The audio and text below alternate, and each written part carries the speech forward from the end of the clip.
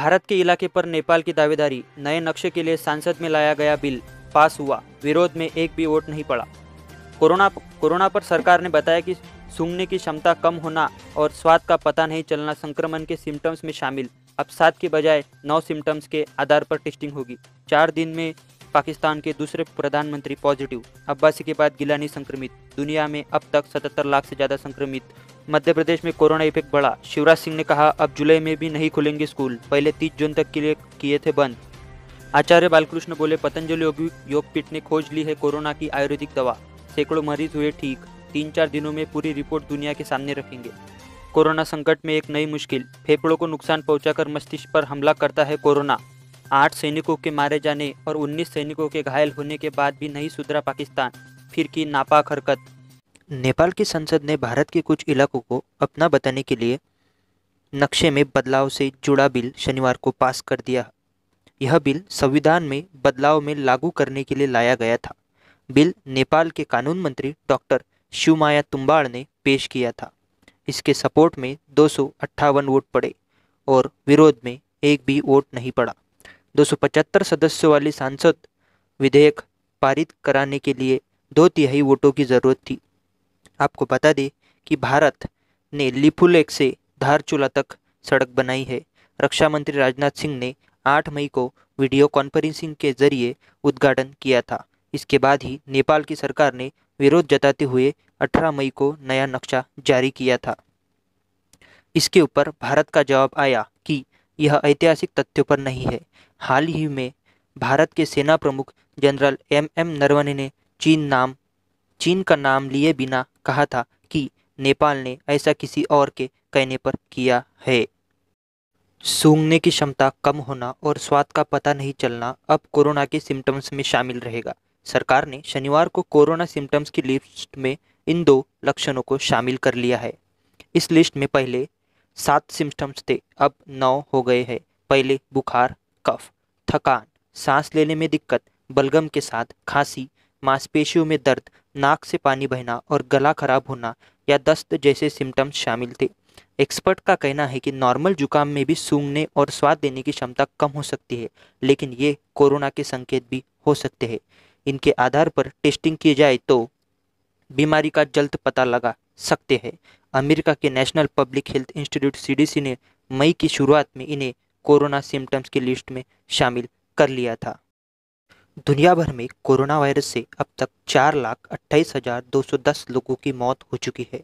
वहीं संक्रमितों का आंकड़ा 77,31,673 हो गया है। अब तक 45,25,273 लोग ठीक हो चुके हैं।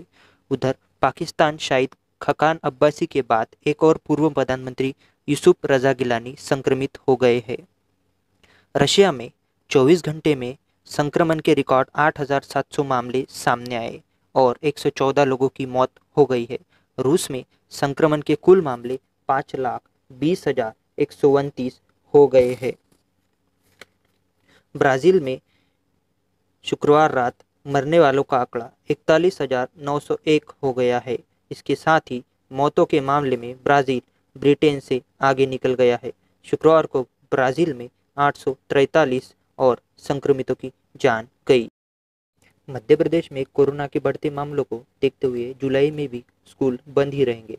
मुख्यमंत्री शिवराज सिंह चौहान ने शनिवार को समूह से बातचीत के दौरान यह बात कही कि इसके बाद तय हो गया है कि मध्य प्रदेश में जुलाई में स्कूल नहीं खुलने वाले हैं।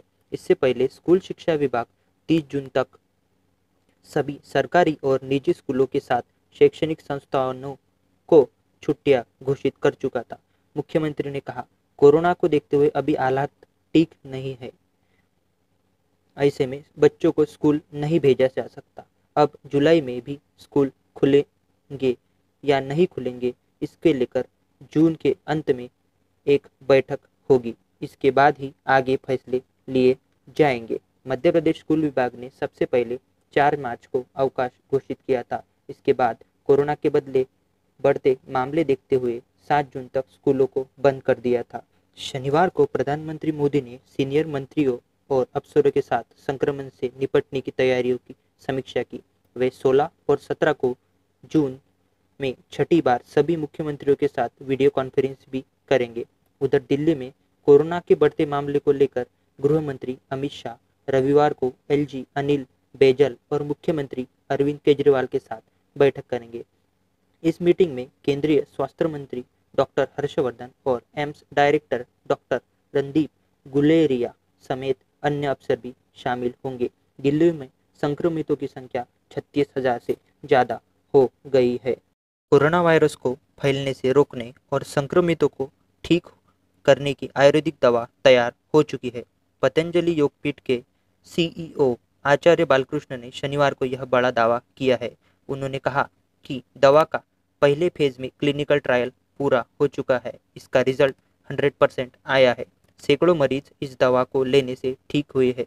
अगले 3-4 दिनों में वह ठीक हुए मरीजों के डेटा के साथ पूरा सबूत दुनिया के सामने रखेंगे। बालकृष्ण ने कहा, जब कोरोना फैलना शुरू हुआ था तभी से हमने इस पर रिसर्च शुरू कर दिया था और इस दवा से कुछ मरीज 5-6 दिनों में ही ठीक हो गए थे और मरीजों की कफ, बुखार, सांस लेने में दिक्कत जैसी गंभीर समस्या भी दूर हो गई थी।